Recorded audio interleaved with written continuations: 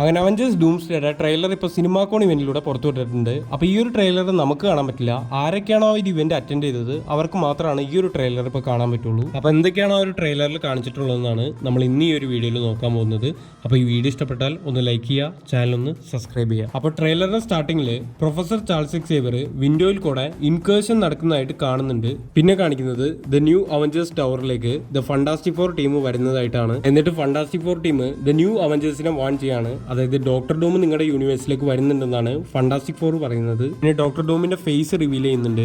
ഫേസിൽ കുറെ സ്ക്രാച്ചസ് ഉള്ളതായിട്ടൊക്കെ കാണാം. ഇതിൽ ഡോക്ടർ ഡൂമിന്റെ ഒരു വെറൈറ്റി സ്ലാങ് ആണെന്നാണ് കേൾക്കുന്നത്. പിന്നെ ട്രെയിലറിൽ കുറെ ഫൈറ്റ് സീക്വൻസ് കാണിക്കുന്നുണ്ട്. അതിൽ എടുത്ത് പറയാനുള്ളത് തോർ വേഴ്സസ് ഡോക്ടർ ഡൂം തമ്മിലുള്ള ഫൈറ്റ് ആണ്. ഈ ഒരു ഫൈറ്റിൽ തോർ ആഞ്ഞു വെട്ടുന്ന സമയത്ത് വെറും 2 വിരലുകൊണ്ടാണ് ഡോക്ടർ ഡൂം സ്റ്റോം ബ്രേക്കർ പിടിച്ചെടുത്തുന്നത്.